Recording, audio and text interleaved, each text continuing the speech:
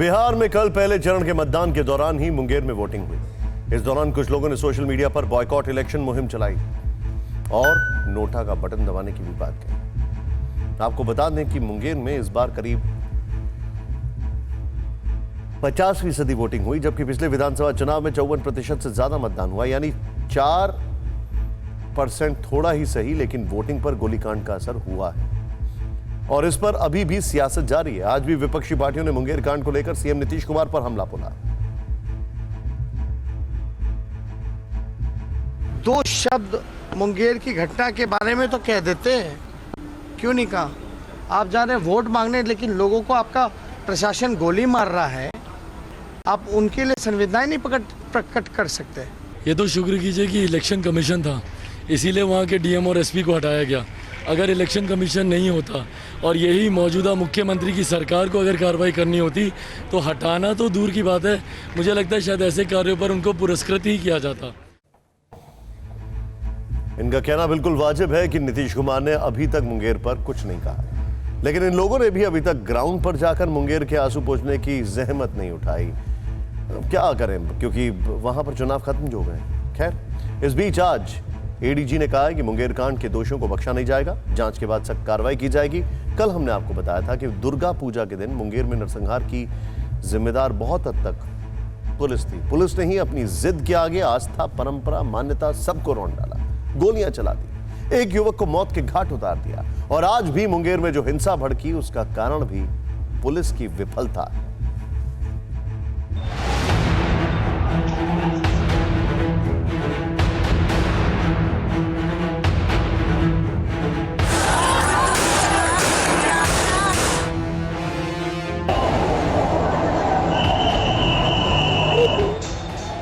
पहले पुलिस ने लाठियों से मार मार कर आस्था को चकनाचूर कर दिया।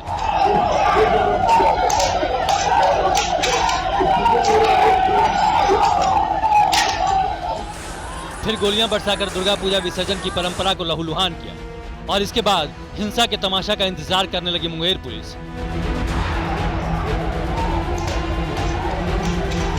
कल हमने सवाल उठाया था कि आखिर किसके आदेश पर पुलिस ने मुंगेर में गोलियां चलाई, आखिर दुर्गा पूजा विसर्जन में फायरिंग करने की जरूरत क्यों पड़ी। और आज भी हिंसा के दौरान एक पुलिस वाले का वीडियो वायरल हुआ जिसमें सुरक्षाकर्मी आगे की तरफ हथियार ताने दिखता है।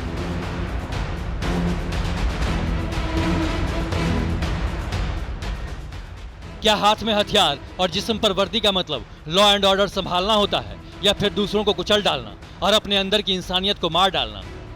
क्योंकि दुर्गा पूजा विसर्जन के दौरान जिस 21 साल के युवक की मौत पुलिस की गोली से हुई, 3 दिन बाद भी उसके परिवार से मिलने पुलिस प्रशासन का कोई अधिकारी नहीं पहुंचा, किसी ने संवेदना नहीं जताई। शायद इसलिए भी मुंगेर में आम लोगों का गुस्सा भड़का और हजारों युवा सड़कों पर उतरकर पुलिस कप्तान लिपि सिंह के खिलाफ कार्रवाई की मांग करने लगे।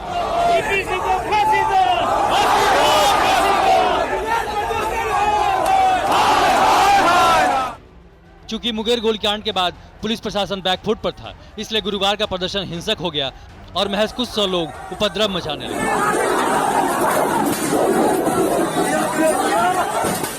देखते ही देखते पूरा शहर जलने लगा।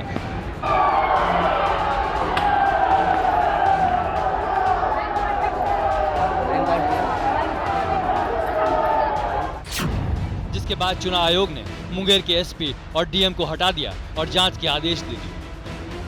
पूरे घटनाक्रम की इंक्वायरी के लिए मगध के प्रमंडलीय आयुक्त या संगमा चुकाओ को आदेश दिया गया है कि 1 सप्ताह के अंदर वो वहां जा करके और अपनी जांच रिपोर्ट को सबमिट करेंगे। अब इस तस्वीर को देखिए, मुंगेर में हिंसा बेलगाम हुई तो डीआईजी मनु महाराज ने मोर्चा संभाला, हजारों पुलिस वाले शहर में गश्त करने लगे, हिंसा फैलाने वालों की धरपकड़ होने लगी। हम देख रहे हैं, स्थिति को नियंत्रण करने का प्रयास कर रहे हैं।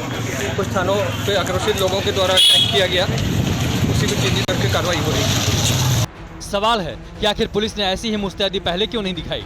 मुंगेर गोलीकांड के बाद पुलिस को हालात कंट्रोल में क्यों लग रहे थे? पूरे शहर में हम लोगों के द्वारा फ्लैग मार्च किया जा रहा है, स्थिति नियंत्रण में है और हम लोग की यही अपील है कि जो भी असामाजिक तत्व हैं वो इस तरीके की हरकतें ना करें। हमारी नज़र उनके ऊपर बनी हुई है, स्थिति अब कंट्रोल में है। दुर्गा पूजा विसर्जन में नरसंहार वाले दिन भी पुलिस असामाजिक तत्वों के सिर ठीकरा फोड़ रही थी, तो फिर उन लोगों पर लगाम क्यों नहीं लगाया जो 3 दिन बाद फिर सड़कों पर उतर आए और एक बार फिर मुंगेर कांप उठा? क्या खाकी अपने ऊपर लगे खूनी दाग को हिंसा की आग से धोने का इंतजार कर रही थी? न्यूज़ टॉप 9 रोज सुबह 7 बजे और शाम 7 बजे सिर्फ TV9 भारतवर्ष पर।